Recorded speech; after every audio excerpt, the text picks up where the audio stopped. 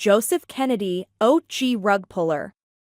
Joseph Kennedy, father of President John F. Kennedy, wasn't just a shrewd investor, he was a ruthless market manipulator. Kennedy made his fortune by exploiting others, using tactics that would later become synonymous with pump and dump schemes. His actions in the 1920s were emblematic of the greed and deception that defined the Roaring Twenties, and they bear an uncanny resemblance to today's cryptocurrency rug pulls.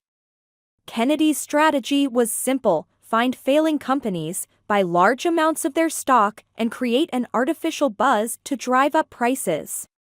He wasn't investing in potential, he was orchestrating a scam.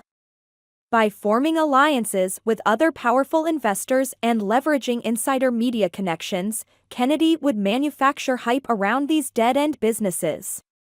The goal? To lure in unsuspecting average investors, people Wall Street brokers called suckers. Take Cerro de Pasco, a struggling mining company in Peru. Kennedy bought up shares in bulk, despite the company's massive production costs and terrible infrastructure. He then spread false optimism about its prospects, driving the price up. Once the stock hit a high, Kennedy dumped his shares, leaving naive investors holding worthless paper. He walked away with a profit, while everyone else was left in the dust. Another example is Old Colony Railroad. Hey, history buffs and curious minds! If you're loving the twists, turns, and untold stories we dive into here on Misguided History, don't forget to show your support. Hit that like button, drop us a comment, and most importantly, subscribe. It's totally free and helps us uncover even more of history's hidden gems. Don't miss a single adventure into the past. Join the Misguided History crew today. A failing utility firm. Kennedy didn't see a bright future for this company, he saw an opportunity to exploit the uninformed. He bought in, spun tales of a comeback, and cashed out when the stock soared, leaving thousands of hopeful investors broke.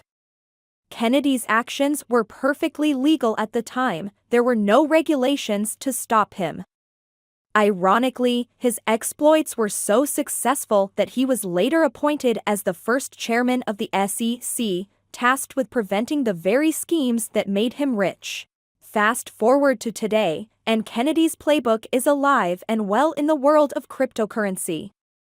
The modern-day equivalent is the classic rug pull: launch a token, create hype with promises of revolutionary technology, and cash out once the price surges. The Squid Game token is a perfect example. The developers lured investors in with hype, drove the token's price sky high, then vanished with millions. Just like Kennedy, they exploited a lack of oversight and left their victims holding worthless investments. Joseph Kennedy was no hero, he was a villain who profited from the misery of others. His legacy is a stark reminder that markets, whether in the 1920s or today, are vulnerable to greed, deception, and manipulation. The ghosts of Kennedy's schemes still haunt us, only now.